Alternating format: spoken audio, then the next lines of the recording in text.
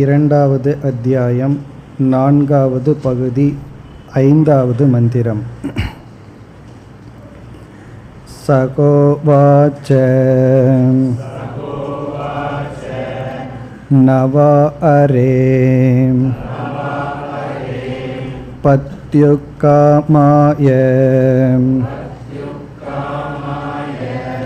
பதிப்ரியோ பவதி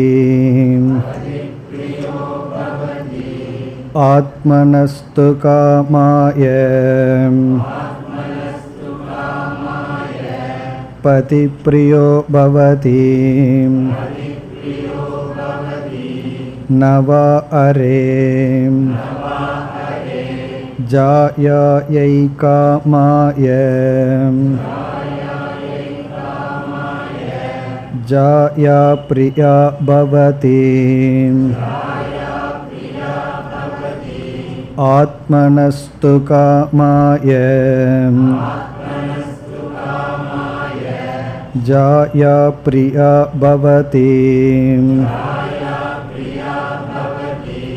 நவா அரே புத்ராணாம் காமாய புத்ரா பிரியா பவந்தி ஆத்மனஸ்து காமாய புத்ரா பிரியா பவந்தி நவா அரே வித்தஸ்ய காமாய வித்தம் பிரியம் பவதி ஆத்மனஸ்து காமாய வித்தம் பிரியம் பவதி நவா அரே பிரம்மண காமாய பிரம்ம பிரியம் பவதி ஆத்மனஸ்து காமாய பிரம்ம பிரியம் பவதி நவா அரே க்ஷத்ரஸ்ய காமாய க்ஷத்ரம் பிரியம் பவதி ஆத்மனஸ்து காமாய க்ஷத்ரம் பிரியம் பவதி நவா அரே லோகானாம் காமாய லோகா பிரியா பவந்தி ஆத்மனஸ்து காமாய லோகா பிரியா பவந்தி நவா அரே தேவானாம் காமாய தேவா பிரியா பவந்தி ஆத்மனஸ்து காமாய தேவா பிரியா பவந்தி நவா அரே பூதானாம் காமாய பூதானி பிரியாணி பவந்தி ஆத்மனஸ்து காமாய பூதானி பிரியாணி பவந்தி நவா அரே சர்வஸ்ய காமாய सर्वं प्रियं भवति ஆத்மனஸ்து காமாய சர்வம் பிரியம் பவதி ஆத்மா வா அரே த்ரஷ்டவ்யஹ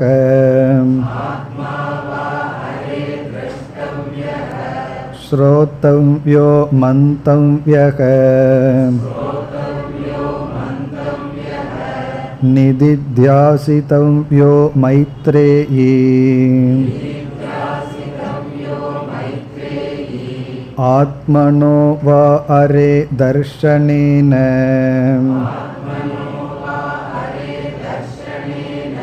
ஸ்ரவணேன மத்யா விஞ்ஞானேன இதம் சர்வம் விதிதம்.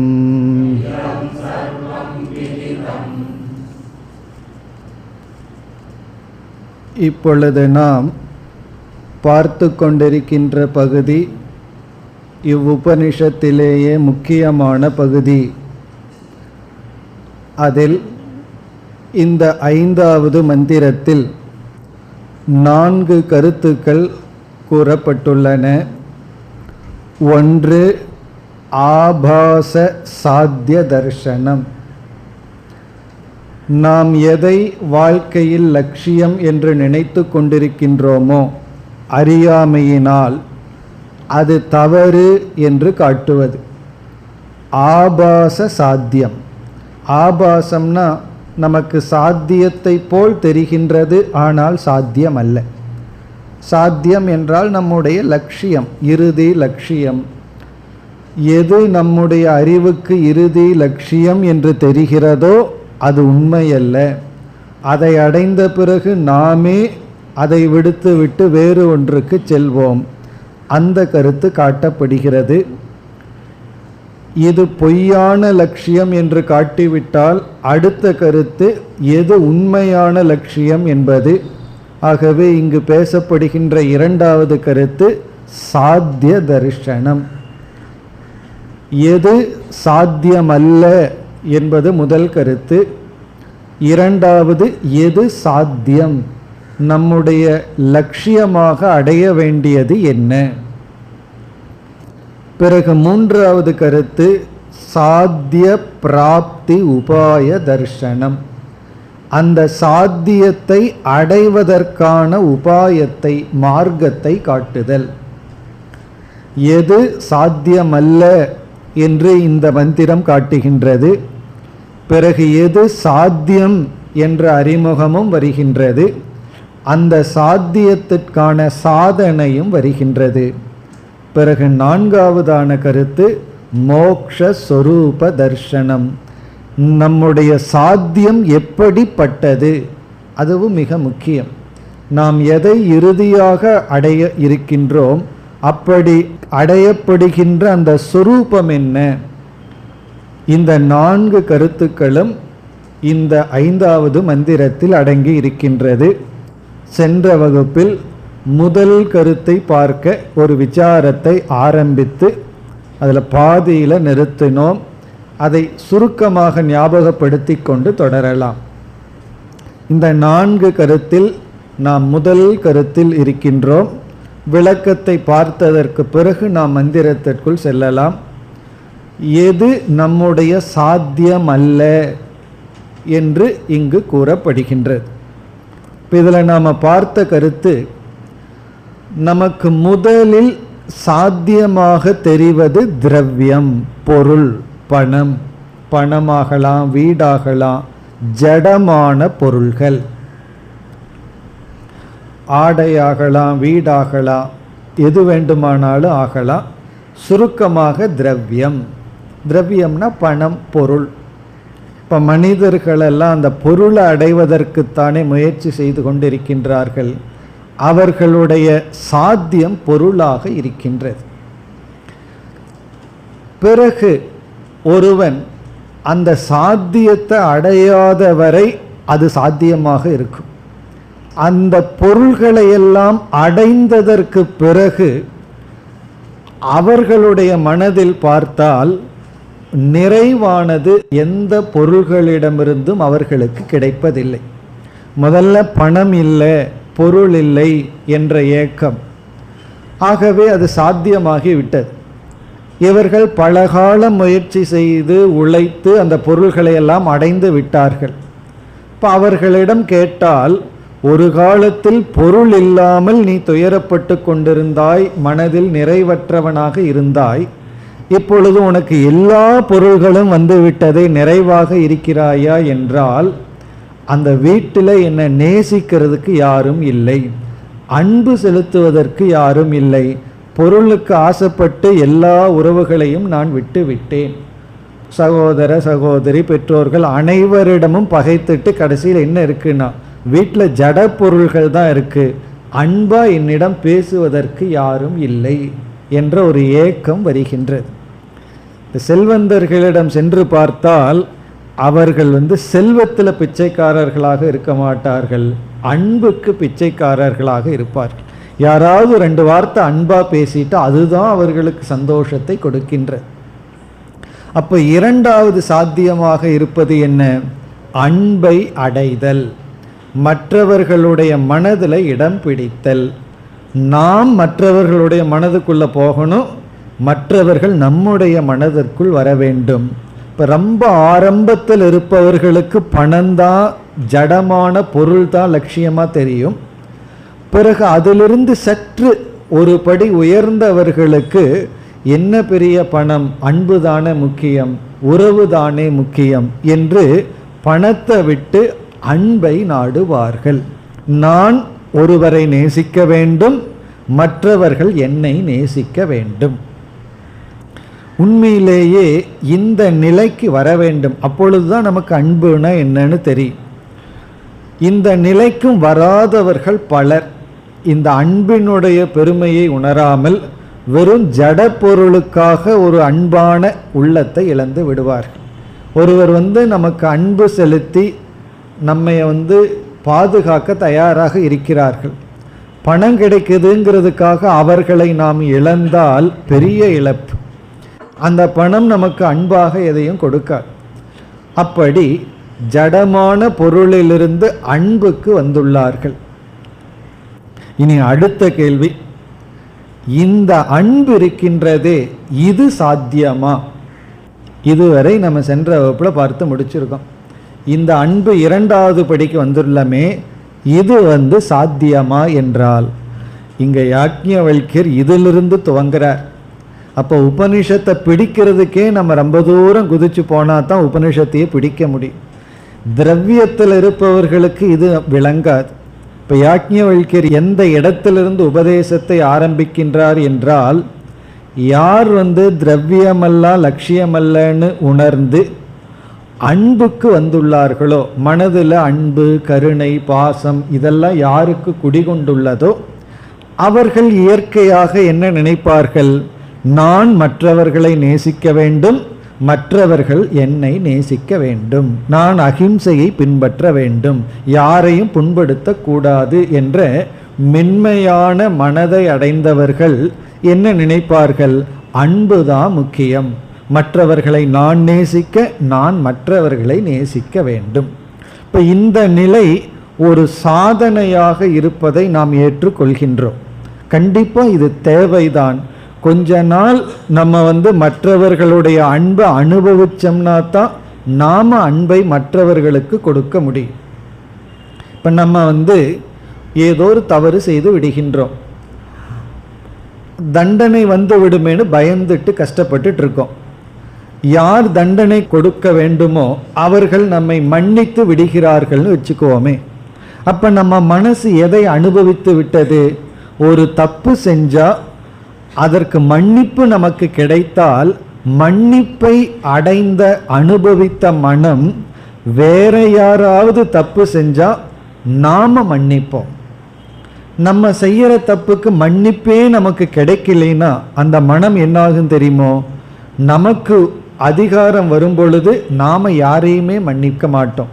இப்போ நாம் மன்னிக்கப்பட்டிருந்தால் நம்ம மற்றவர்களை மன்னிப்போம். அதே போல நம்மைய யாராவது அன்பு செலுத்தி இருந்தால், நம் மீது அன்பை யாராவது கொட்டி இருந்தால், அந்த மனதுக்கு தான் அன்பினுடைய பெருமை தெரியும். அந்த மனம் மற்றவர்களை நேசிக்கும். இப்போ மென்மை அடைவதற்கு இந்த இரண்டாவது படி மிக மிக முக்கியம். திரவியம்ங்கிறது முதல் படி, அடுத்தது அன்பு.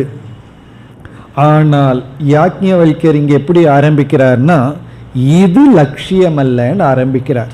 ஏன்னா உபனிஷத்துக்கு வந்தவர்கள் மென்மையான மனதை அடைந்து கருணை, மென்மை, அப்படிப்பட்ட மனநிலையில் இருப்பவர்களுக்கு அடுத்த படியை காட்டுகின்றார். நாம் இந்த படியிலேயே இல்லைன்னா முதல்ல இந்த படிக்கு வரணும். அப்போ இந்த மந்திரத்தை கொஞ்சம் பின்னாடி பார்த்துக்கலாம் அப்படின்னு விட்டுறணும். காரணம் என்ன?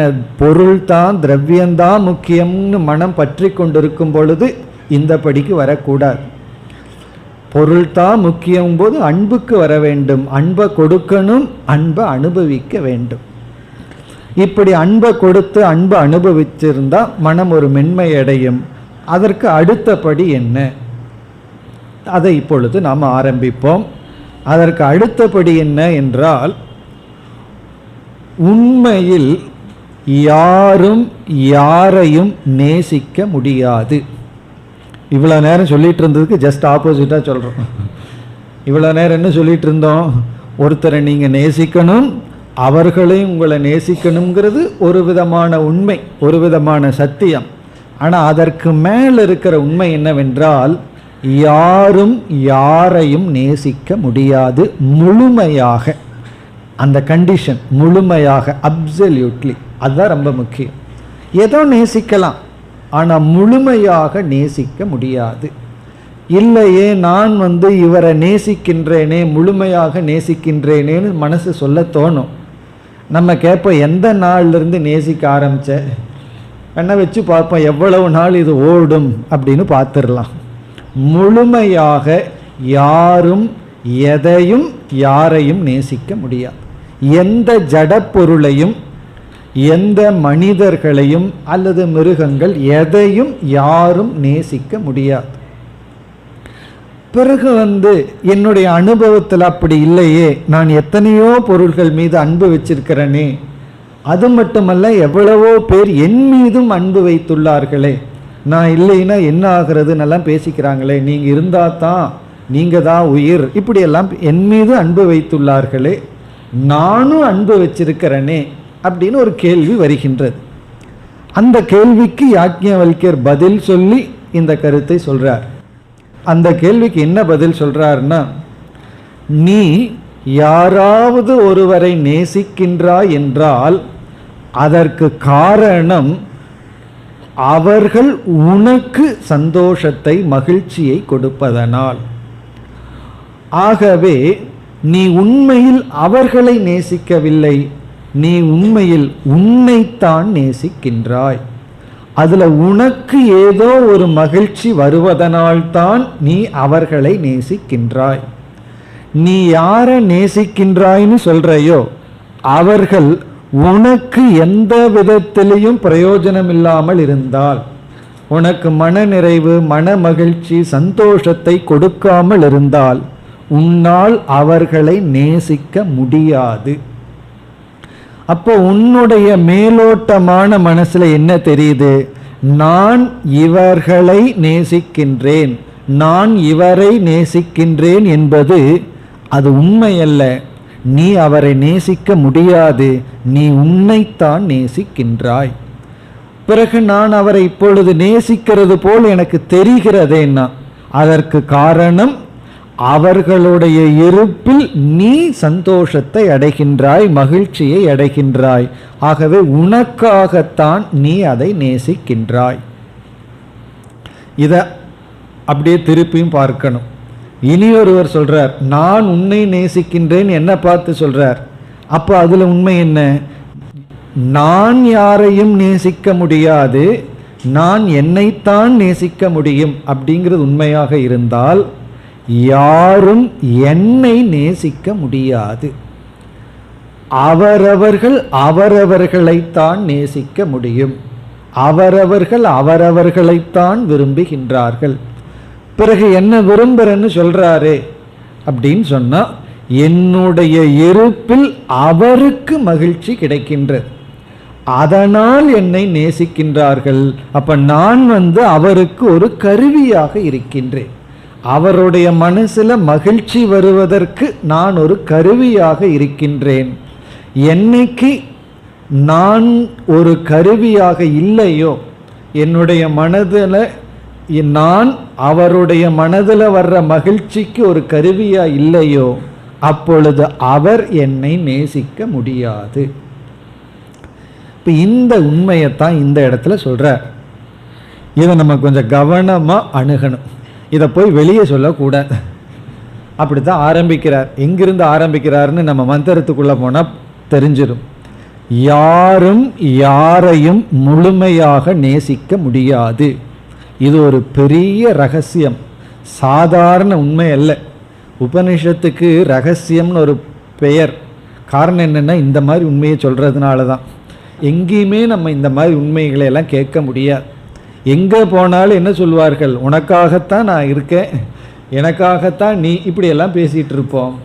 ஆனால் உபனிஷத்து ஒரு பெரிய உண்மையை சொல்கின்றது, யாரும் யாருக்காக இல்லை. அப்படின்னா ஒரு கோணத்தில் பார்த்தா எல்லோருமே சுயநலவாதிகள் தான். இந்த செல்ஃபிஷ் அப்படின்னு சொல்கிறோம், செல்ஃப்லெஸ் சர்வீஸுங்கிறோம். செல்ஃப்லெஸ்ங்கிறதே கிடையாது. எல்லோருமே அவரவர்களைத்தான் நேசிக்கின்றார்கள். இதை நம்ம பெரிய விசாரம் பண்ணி புரிஞ்சுக்க போகிறோம்.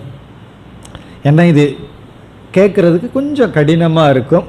ஆனால் சிந்திச்சா தான் நமக்கு இதில் இருக்கிற உண்மை புரியும். அது எப்படி அப்படிங்கிற ஒரு விசாரத்தை நம்ம மேற்கொள்ளலாம்.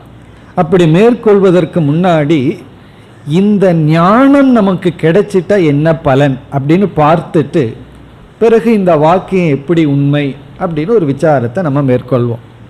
இப்போ நம்ம பார்க்கிற கருத்து இந்த அறிவு நமக்கு கிடைத்து விட்டால், எந்த அறிவு? யாரும் என்னை நேசிக்க முடியாது, நான் யாரையும் நேசிக்க முடியாது. நான் யாரையும் நேசிப்பதில்லை, யாரும் என்னை நேசிப்பதில்லை. இதுதான் உண்மை. இந்த உண்மை நமக்கு விளங்கினால் முதல்ல என்ன கிடைக்கும் தெரியுமோ? இந்த அறிவு நமக்கு வைராகியம் என்கின்ற பலனை கொடுக்கும். மனதுக்குள்ள வைராகியமானது கிடைக்கும். வைராகியம் பல காரணத்தில் வரலாம். இந்த அறிவினால வர்ற வைராகியம் தான் மிக மேலான வைராகியம், நம்மிடத்துல தங்குகின்ற வைராகியம். என்ன அறிவு?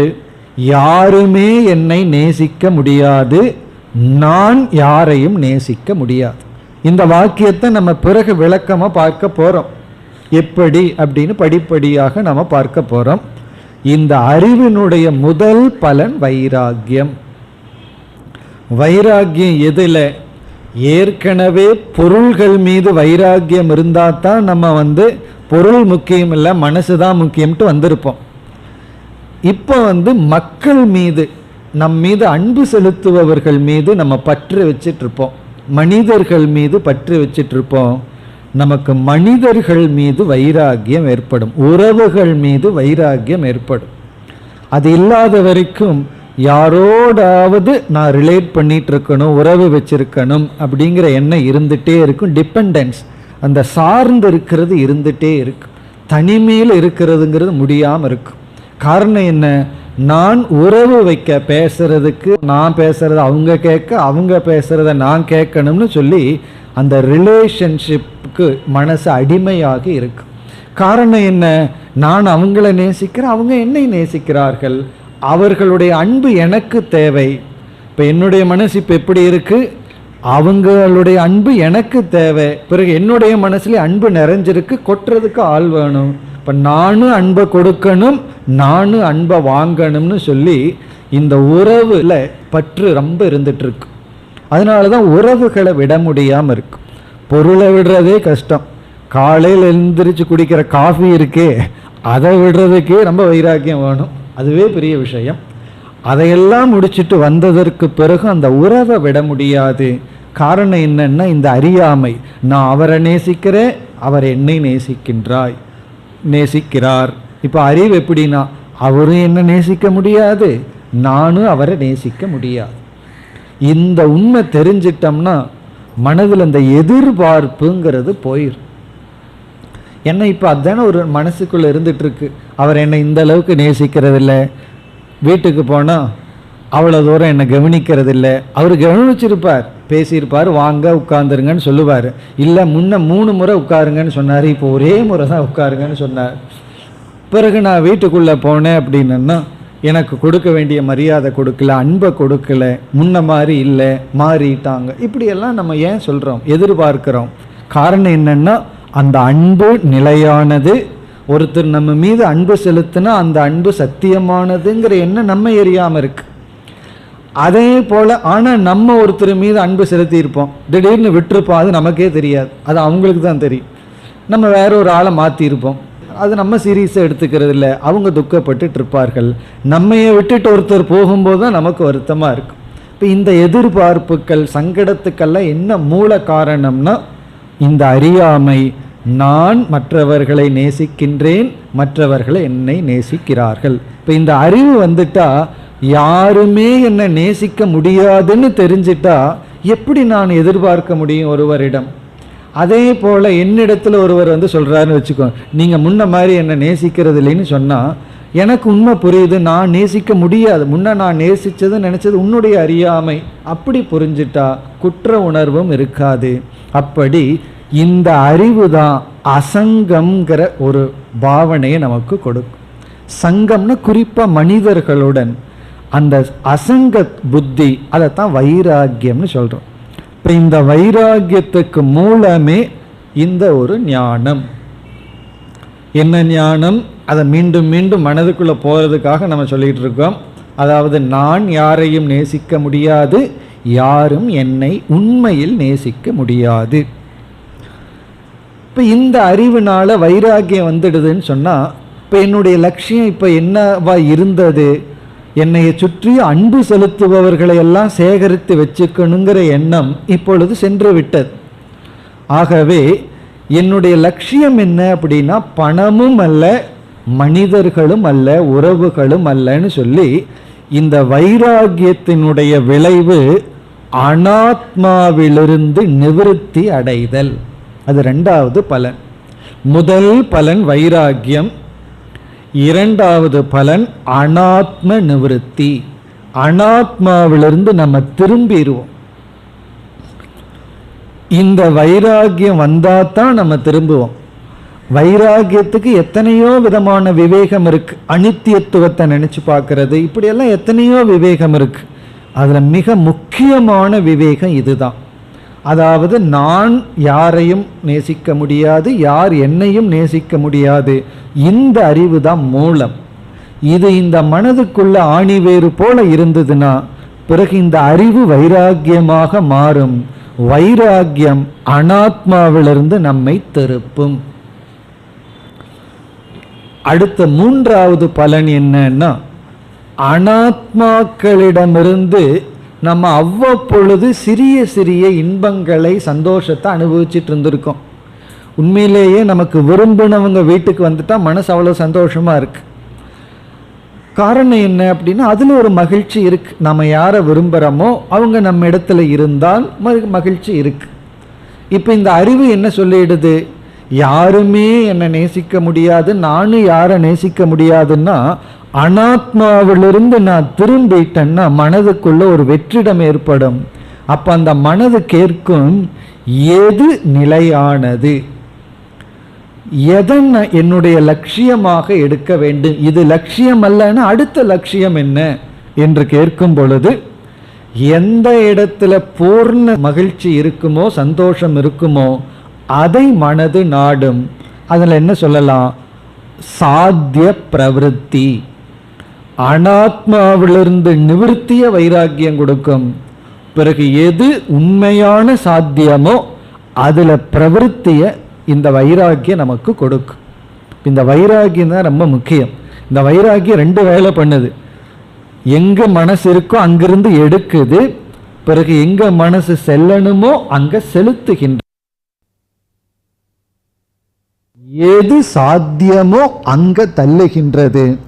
அப்ப முதல் கருத்து இந்த மந்திரத்தில் என்ன சொல்லப்பட்டதுன்னு பார்த்தோம். எது சாத்தியம்னு நினைச்சமோ அது சாத்தியமல்லன்னு காட்டப்படுகிறது. சாத்திய ஆபாசம். சாத்தியம்னு நினைச்சிட்டு இருந்தது சாத்தியம் அல்லன்னு தெரிஞ்ச உடனே அடுத்ததுல நம்ம மனசு எங்க போக ஏங்கும்? எது சாத்தியம் அப்படின்னு தெரிஞ்சுக்க ஏங்கும். அதுதான் இந்த மந்திரத்தினுடைய இரண்டாவது கருத்து, சாத்திய தரிசனம். இதுதான் உன்னுடைய சாத்தியம் அப்படின்னு காட்டப்படுகிறது. அப்படி இங்க காட்டப்படுகின்ற சொல் நம்முடைய சாத்தியம் ஆத்மா என்று இங்கு சொல்லப்படுகிறது. அது நம்ம பிறகு பார்க்க போகின்றோம். ஆத்மா என்று சொல்லப்படுகிறது. இப்ப நம்முடைய உண்மையான சாத்தியம் என்ன என்றால் ஆத்மா. ஆத்மாவா அரே திரஷ்டவியங்கிற இடத்துல வருது. ஆத்மாதான் நம்முடைய சாத்தியம்.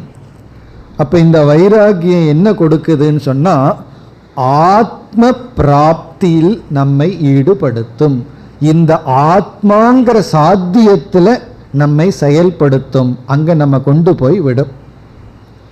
இதுதான் இந்த ஞானத்தினுடைய பலன். இப்ப முதல்ல யாக்ஞவல்கியர் ஒரு அறிவை கொடுக்கிறார். யாருக்கு? மைத்ரேயிக்கு கொடுக்கின்றார். என்ன அறிவு என்றால், நீ எதை சாத்தியம்னு நினைச்சிட்டு இருக்கிறையோ, உன் மனசுல பட்டுட்டு இருக்கோ, அது சாத்தியம் அல்ல அப்படிங்கிற அறிவை வந்த உடனே, அந்த அறிவு உள்ள போன உடனே வைராக்கியமாக பழுத்து மாறி அனாத்மாவிலிருந்து நிவர்த்தியை கொடுத்து ஆத்மாவிடம் பிரவிற்த்தியை கொடுக்கும். ஆத்மாவிடம்தான் நம்ம செல்லணுங்கிறத அடுத்த பாயிண்ட சொல்றார். இப்ப இந்த பகுதி அனாத்ம நிவர்த்தி அர்த்தம். அதுதான் இப்ப பார்க்க போற பகுதியே. அனாத்மாவிலிருந்து நம்ம எடுத்துக்கிறதுக்காகத்தான் இதெல்லாம் சொல்றார். ஏன்னா நம்ம மனசை அனாத்மாவை பிடிச்சிட்டு இருந்தா ஆத்மாவிடம் ஆத்மாவிடம் போனா எங்க மனசு இருக்கு? ஆத்மாவிடம் போறதுக்கு ஏற்கனவே அனாத்மாவை பற்றி இருக்கு. இருக்கிறதோ ஒரு மனசு தான். அப்ப அந்த மனசை என்ன பண்ணணும்னா ஆத்மாவிடம் செலுத்த அனாத்மாவிடமிருந்து எடுக்கணும். அதுதான் கஷ்டம். செலுத்துவது ஓடிடும் சீக்கிரமா, அதை எடுக்கிறது தான் கஷ்டம். அந்த எடுக்கணும் அப்படின்னா சாதாரணமா முடியாது. அதுக்கு ஒரு பெரிய அறிவு வேணும். அந்த அறிவு தான் இங்கு சொல்லப்படுகின்றது. இது வயசான காலத்துல மட்டுமல்ல, எல்லா காலத்திலையும் இந்த அறிவு நம்ம மனசுக்குள்ள வேண்டும். எந்த அறிவு? இப்ப இங்க யாக்ஞவல்கியர் சொல்ற முதல் ஞானம், யாரையும் நாம் நேசிக்க முடியாது, யாரும் நம்மை நேசிக்க முடியாது. இது மனசுக்குள்ள வந்துட்டா ஒரு பெரிய ரிலீஃப் நமக்கு கிடைக்கும். என்ன ரிலீஃப்னா, பெரிய எதிர்பார்ப்பு நம்ம விட்டு போயிடும். எத்தனையோ உறவினர்கள், நண்பர்கள், இவர்களிடத்துல எல்லாம் என்ன எதிர்பார்ப்பு வச்சிருக்கோம்? அவங்க நம்ம நேசிக்கிறது இல்லை, கொடுக்க வேண்டிய ரெஸ்பெக்ட் கொடுக்கறது இல்லை, கொடுக்க வேண்டிய அன்பு கொடுக்கறது இல்லை, இதை நினைச்சிட்டு இருக்கோம். அதே சமயத்தில் நம்மளும் அன்பை சில பேர்த்துக்கு கொடுப்போம், அவங்க வாங்க மாட்டேன்ட்டு போவாங்க. சில பேர்த்துக்கு கொடுக்க வேண்டான்னு நினைப்போம், அவங்க நம்மகிட்ட ஏங்கி கொண்டு இருப்பார்கள். இந்த எல்லா விதமான எமோஷனல் பிரச்சனைக்கு என்ன காரணம்னா இந்த அறியாமதாம். இதைத்தான் இங்க யாக்ஞவல்கியர் முதலில் குறிப்பிடுகின்றார். இப்படி சாத்திய ஆபாசத்தினுடைய ஞானத்தை நம்ம அடைஞ்சிட்டோம்னா அந்த விவேகம் மனிதர்கள் மீது வைராக்கியம் அல்லது அசங்கம்ங்கிற ஒரு நிலையை கொடுக்கும். அப்பொழுதுதான் நம்ம மனசே நம்ம கிட்ட வருது. அது வரைக்கும் நம்ம நினைச்சிட்டு இருக்கோம் என் மனசு என்கிட்ட இருக்குன்னு. உண்மையிலேயே நம்ம மனசு நம்ம கிட்ட கிடையாது. நம்ம மனசு வெளியே யாருகிட்டயோ இருக்கு. அவங்க அதில் விளையாடிட்டு இருக்காங்க, பந்து ஆடிட்டு இருக்காங்க. அந்த மனசை எடுத்துட்டு அந்த மனசை முதல்ல நம்ம கிட்ட கொண்டு வரணும். அப்படி கொண்டு வர்றதுக்கு இந்த விவேகம். கொண்டு வந்ததுக்கு அப்புறம் நம்ம கிட்டேயே வச்சுக்கலாமான்னா ஆத்மாவிடம் திருப்ப வேண்டும், உண்மையான சாத்தியத்திடம் திருப்ப வேண்டும். சாத்திய ஆபாசத்திலிருந்து சாத்தியத்திற்கு திருப்ப வேண்டும். இதுதான் ஒரு முக்கியமான இடம். அதுக்கு தான் இந்த கருத்து சொல்லப்பட்டுள்ளது. இனி நம்ம இந்த கருத்து எப்படி உண்மை அப்படின்னு படிப்படியாக விசாரத்திற்குள் செல்லலாம். எந்த கருத்து? யாரும் நம்மை நேசிக்க முடியாது, நாமும் யாரையும் நேசிக்க முடியாது. இது எப்படி உண்மை? கொஞ்சம் நம்ம நிதானமாக போனோம் அப்படின்னா இது நமக்கு விளங்கி விடும். இப்போ அந்த கருத்திற்குள் நுழைகின்றோம். முதல் கருத்து என்னவென்றால், எது நம்முடைய வெறுப்புக்கு உரிய விஷயமோ அதுதான் சாத்தியமாக இருக்கும். இதுதான் முதல் கருத்து. இதை அனுமான வாக்கியத்தில் சொல்லணும்னா, எது பிரேமாஸ்பதம் ததேவ சாத்தியம் பவிதும் அர்ஹதி. எது பிரேமாஸ்பதம் ததேவ சாத்தியம் பவிதும் அர்ஹதி. தமிழில் சொன்னோம்னா, எது என்னுடைய விருப்பத்திற்குரிய விஷயமோ அதுதான் என்னுடைய சாத்தியமாகும்.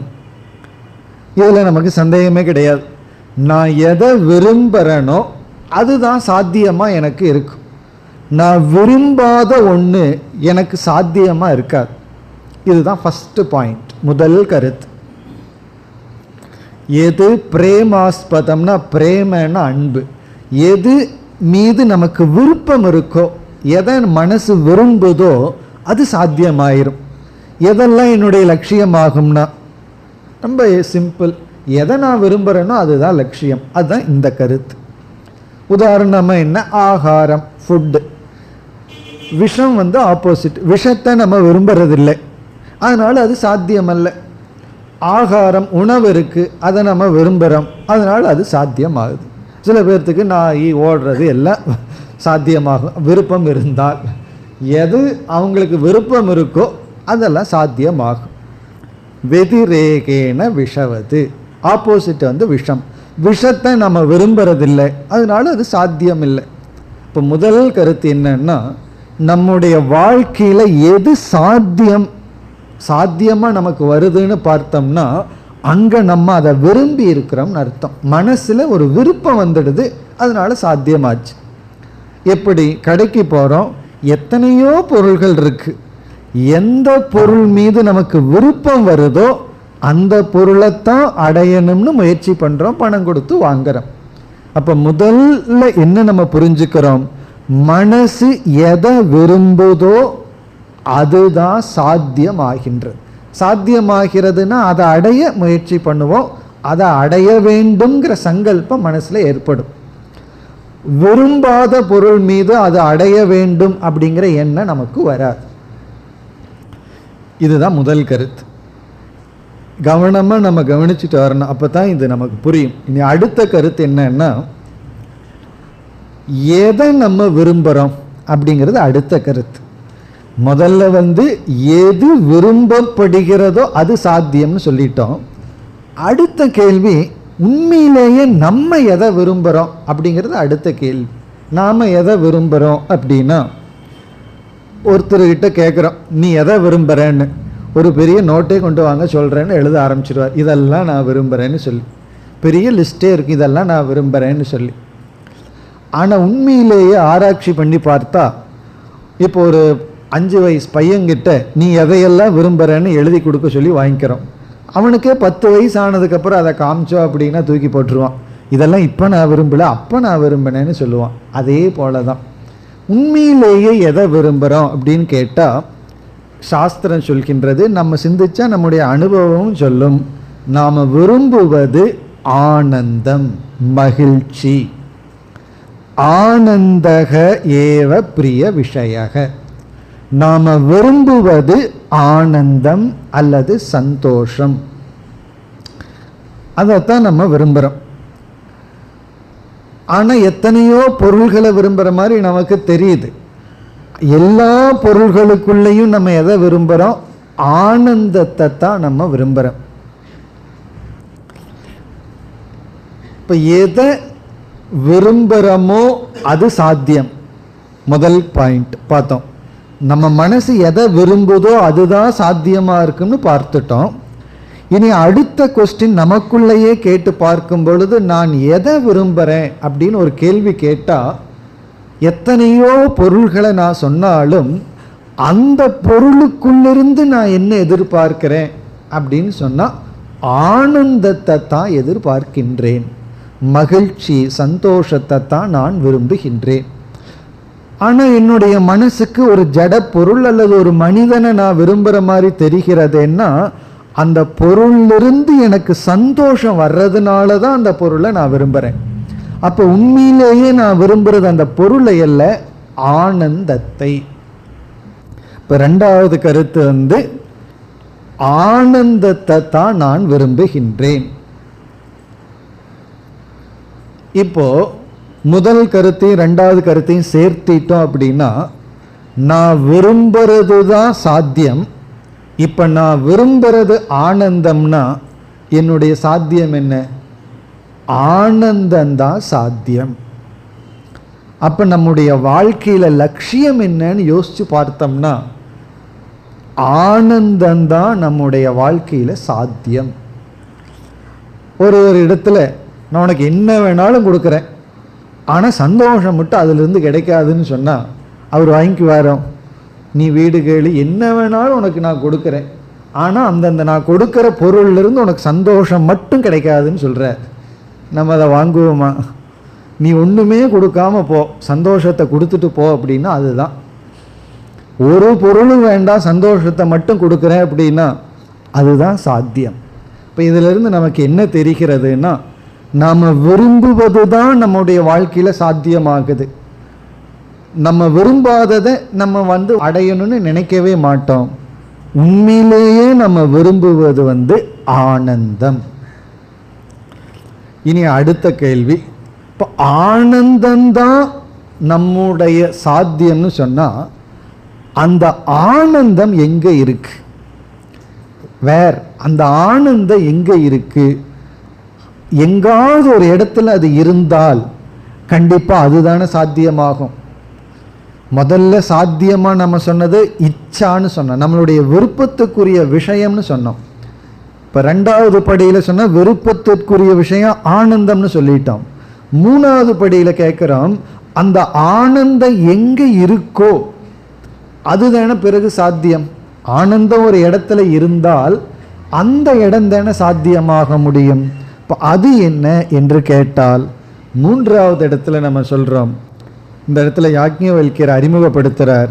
இந்த மூன்றாவது இடத்துல ஆனந்தம் எங்கே இருக்கு, அது உன்னுடைய சாத்தியம், அந்த இடத்துக்கு பேர் தான் ஆத்மா. ஆத்மா ஆனந்த ஸ்வரூபம் அப்படின்னு சொல்றார். ஆத்மாதான் ஆனந்த ஸ்வரூபம். ஆத்மான்னு சொன்ன உடனே நமக்கு எங்கேயோ பார்க்க தரும்.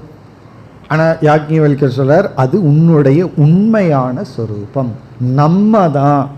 நம்மளே ஆனந்த ஸ்வரூபம்.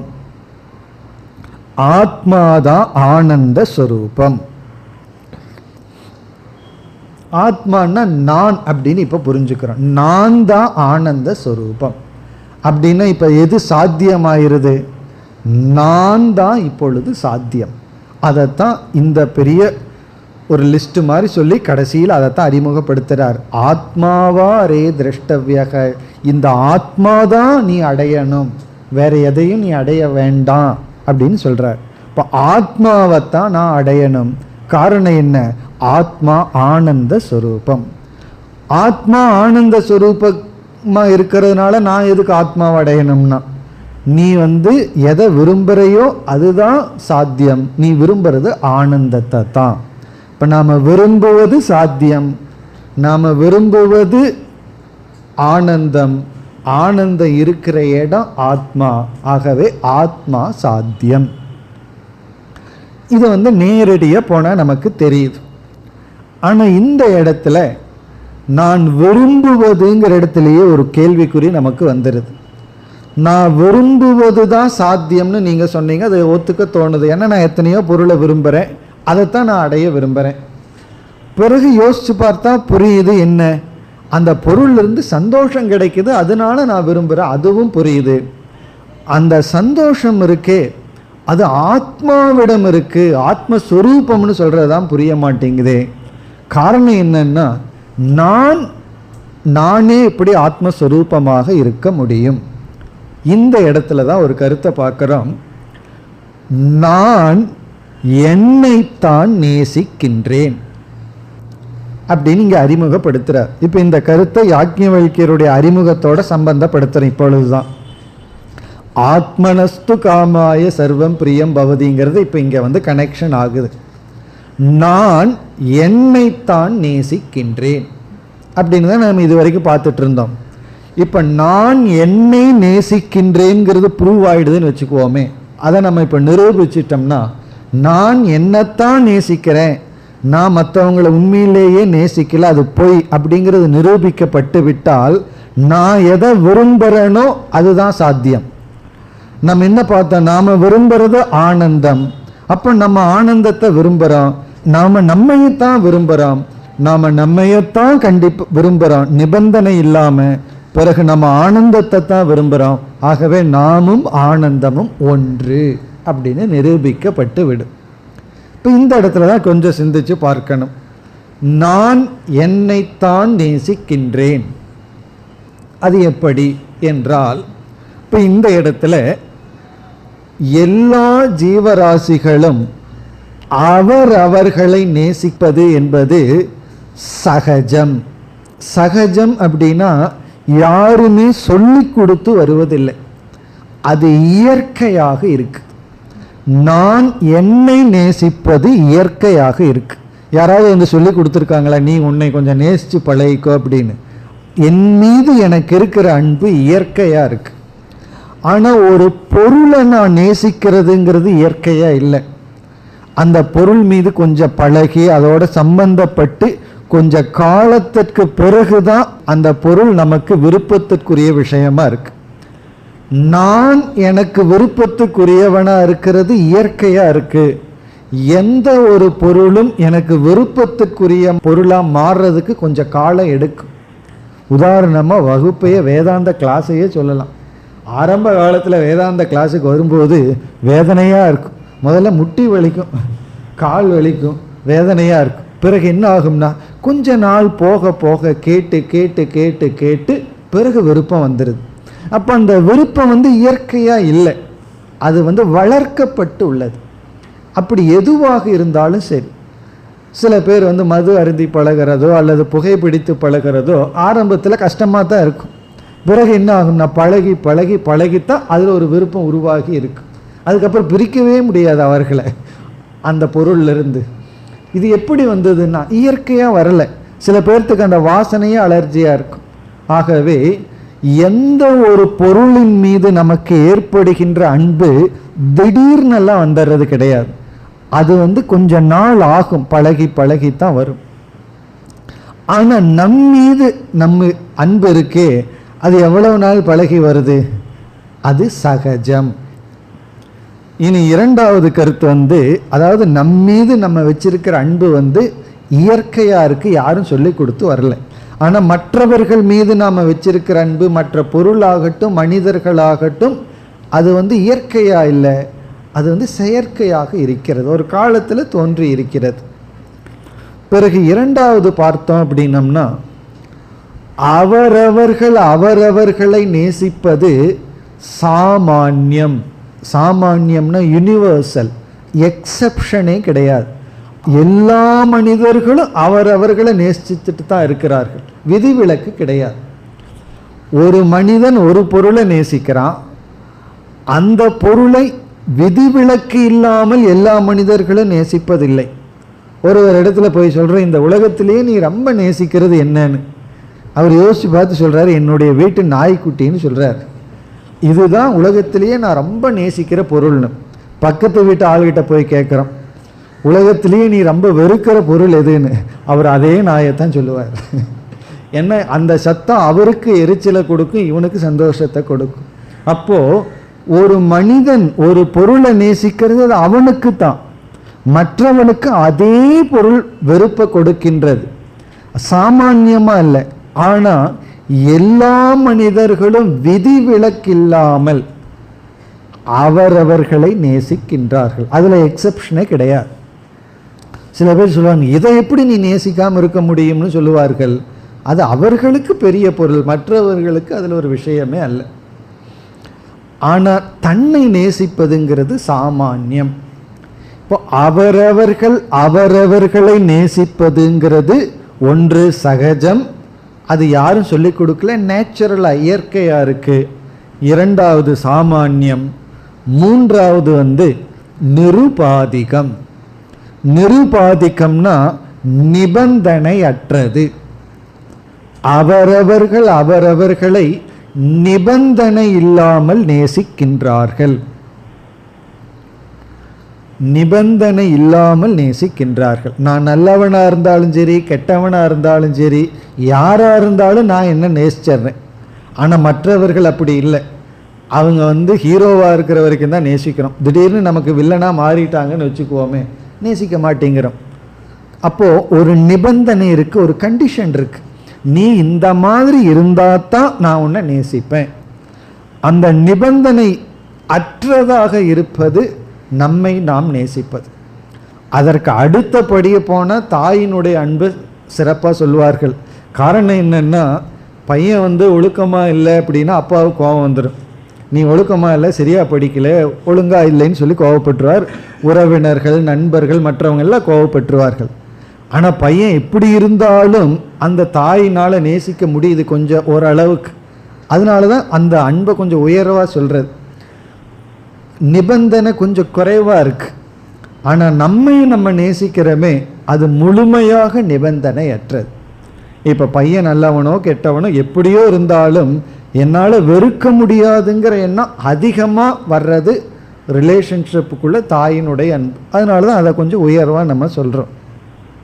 அந்த அன்பே சில சமயம் அந்த குழந்தைகளை திருத்திடும். ஆனால் நம்ம நேசிக்கிறோமே, அது அன்கண்டிஷனல், நிபந்தனை அற்றதாக இருக்கு.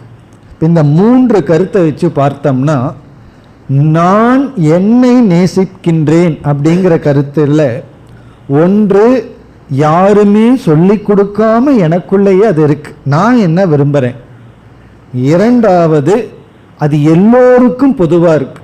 இப்போ நான் என்ன விரும்புகிறேன், அது சுயநலமானு திடீர்னு ஒரு எண்ணம் வந்துடலாம். நான் ரொம்ப பேர்த்துக்கு வேதாந்த கிளாஸ் லைட்டாக போர் அடிக்க ஆரம்பிச்சிடும், அல்லது கஷ்டமாக இருக்க ஆரம்பிச்சிடும். உடனே என்ன சொல்வார்கள் தெரியுமோ, இந்த வேதாந்தம் படிக்கிறதெல்லாம் ரொம்ப சுயநலம், நம்முடைய ஆத்ம முன்னேற்றத்துக்கு முயற்சி பண்ணுறோம், அதனால் நான் கிளாஸை நிறுத்திட்டு வேறு ஏதாவது பண்ணுறேன்னு சொல்லுவார். காரணம் என்ன, அது சுயநலமாக வேதாந்தம் படிக்கிறது. இதெல்லாம் நம்ம மனசு உள்ள ஒரு கற்பனை, அது சுயநலம்னு சொல்லுவோம். இல்லை, அவரவர்களை அவரவர்கள் நேசிப்பதுங்கிறது சுயநலம். இப்போ இது சுயநலம்னா உலகத்தில் இருக்கிறவங்க அவங்கவுங்கள நேசிச்சுட்டு இருக்காங்க.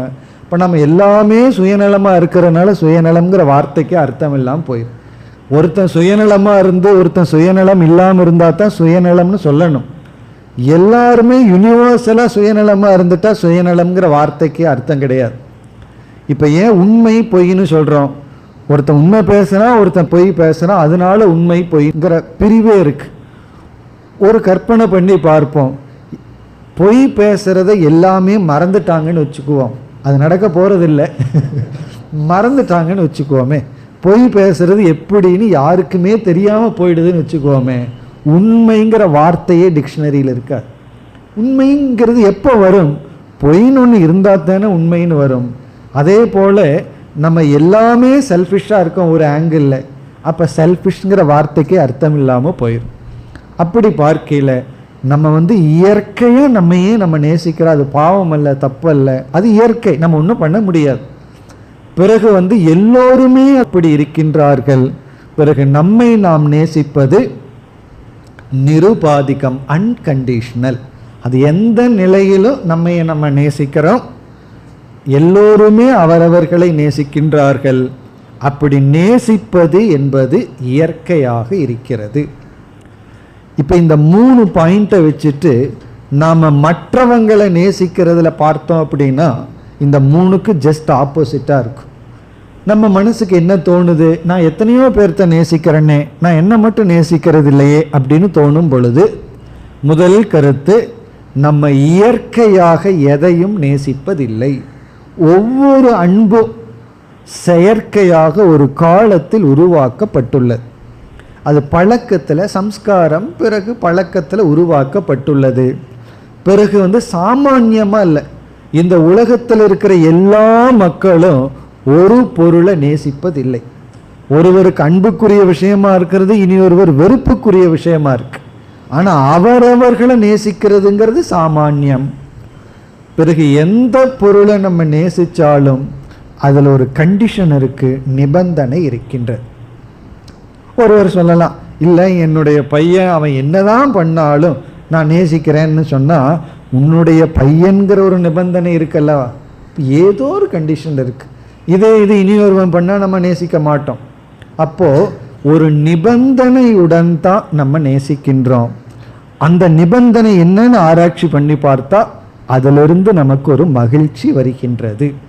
அந்த மகிழ்ச்சி தான் கண்டிஷன், நிபந்தனையாக இருக்கு. இப்போ என்ன நான் நேசிக்கிறது நிபந்தனை இல்லை அப்படிங்கிறதுலேருந்து என்ன தெரிகிறது? அது ஆனந்த ஸ்வரூபம் என்று நமக்கு தெரிகிறது. அப்போ நம்ம ஆராய்ச்சி பண்ணி பார்த்தா நமக்கு என்ன தெரிகிறதுன்னு சொன்னால், நான் எதை நிபந்தனையின்றி நேசிக்கின்றேன் அப்படின்னு பார்த்தா, நான் என்னை நிபந்தனையின்றி இயற்கையாக நேசிக்கின்றேன். ஆகவே நான் சாத்தியம். நான் சாத்தியம் அப்படின்னு ஒரு கோணத்தில் நமக்கு கிடைக்குது. பிறகு நம்ம பார்த்துட்டோம், நான் என்ன நேசிக்கிறேங்கிறது புரிஞ்சுட்டா எதை விரும்புகிறோமோ அதுதான் சாத்தியம்னு முதல்ல ஆரம்பித்தோம். பிறகு இப்போ என்ன புரிஞ்சிருக்கிறோம்?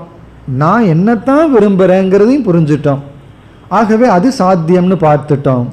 பிறகு இடையில இனி ஒரு கருத்தும் பார்த்தோம், என்னுடைய சாத்தியம் ஆனந்தம்தான் என்னுடைய சாத்தியம்னு பார்த்தோம். இப்போ நம்ம கண்ணுக்கு முன்னாடி ரெண்டு சாத்தியம் தெரியுது. ஆனந்தம்தான் சாத்தியம், ஆனந்தத்தை தான் நான் விரும்புகிறேன், அதே சமயம் என்னையத்தான் நான் விரும்புகிறேன். அப்போ உபனிஷத் கனெக்ட் பண்ணிடுது, நீயும் ஆனந்தமும் ஒன்று தான், நீ வேறு ஆனந்தம் வேறு அல்ல.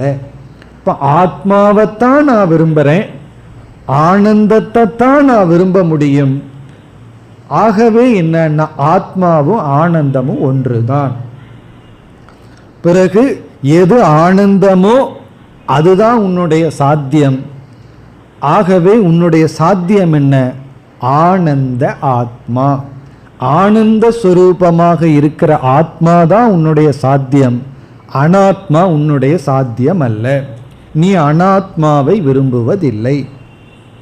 அப்போ நான் ஆனந்தத்தை தான் விரும்ப முடியும், நான் என்னை விரும்புகின்றேன். ஆகவே நான் ஆனந்த ஸ்வரூபம்.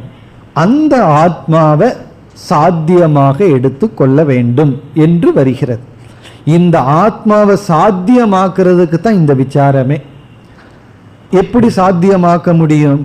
ஏற்கனவே எதை சாத்தியம்னு நினைச்சிட்டு இருந்தையோ அது சாத்தியம் அல்லன்னு காட்டி எடுக்கணும். அப்போ அனாத்மா சாத்தியம் அல்ல. நீ எதையெல்லாம் விரும்புகின்றாய்ன்னு சொல்றையோ அது உண்மையில் உன்னுடைய விருப்பத்திற்குரிய விஷயம் அல்ல. உன்னுடைய விருப்பத்திற்குரிய விஷயம் என்ன அப்படின்னா நீதான். இப்போ இந்த இடத்துல வேறு சில சந்தேகம் எல்லாம் வரலாம். ஒருவர் தியாகம் பண்றார், ஒருவர் தற்கொலை எல்லாம் பண்றார், அப்போ அவரை வெறுக்கிறார் அல்லவா? இப்படிப்பட்ட சந்தேகம் எல்லாம் வரலாம். அடுத்த வகுப்பில் அதை பார்ப்போம். ஓம் பூர்ணமத பூர்ணமிதம் பூர்ணாத் பூர்ணமுதச்யதே பூர்ணஸ்ய பூர்ணமாதாய பூர்ணமேவாவசிஷ்யதே. ஓம் சாந்தி சாந்தி சாந்தி.